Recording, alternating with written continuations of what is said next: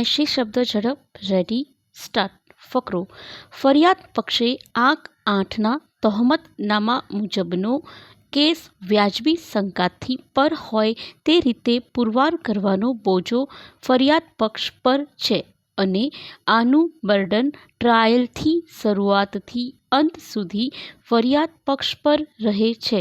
પરંતુ ટ્રાયલ દરમિયાન જ્યારે ફરિયાદ પક્ષ આંક 8ના તહોમતનામા દરમિયાન કોઈ પ્રત્યક્ષ કે સંયોગિક પુરાવા અગર દસ્તાવેજી પુરાવા જે આંક 8ના તહોમતનામાના આક્ષેપોને સમર્થન કરતી બાબતો અંગેના રજૂ રાખે ત્યારે તેના પુરાવાનું ખંડન કરવાનું ઓનસ આરોપી પક્ષ તરફે શિફ્ટ થાય છે અને તે આરોપી પક્ષ ઉલટ તપાસના માધ્યમથી કે પોતાના સાહેદો તપાસીને કે એવા સંજોગો દર્શાવીને કે જે ફરિયાદ પક્ષે રજૂ પુરાવો સામાન્ય ક્રમમાં માનવા પ્રેરે તેવો તે વિશ્વસનીય નથી તેવું દર્શાવવામાં સફળ થાય તો આ ઓનસ આરોપી તરફે યોગ્ય રીતે ડિસ્ચાર્જ કર્યાનું ગણાય.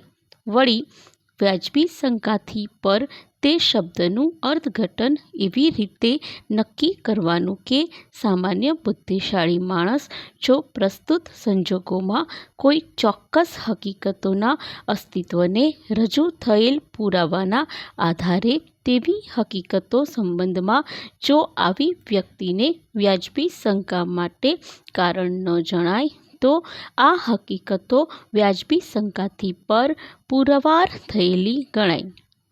આવા ફોજદારી ટ્રાયલમાં પુરાવાના મૂલ્યાંકન અંગેના પ્રાથમિક સિદ્ધાંતોને નજર સમક્ષ રાખીને ફરિયાદ પક્ષના જુદા જુદા સ્વરૂપના પુરાવા આ કામે રજૂ થયેલા છે તેની ચર્ચા નીચે મુજબ કરું છું.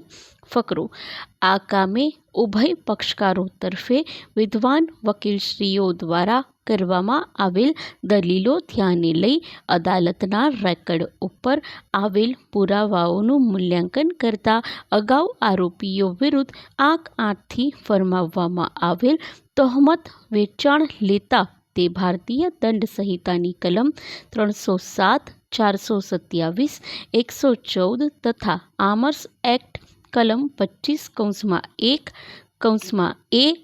27(1), 27(2) તેમજ જીપી એક્ટની કલમ 135 અન્વયેનું હોય આરોપી વિરુદ્ધનું તહોમત નિશંકપણે પુરવાર કરવા માટે ફરિયાદ પક્ષ તરફે એ હકીકત શંકારહિત પુરવાર થવી જરૂરી છે.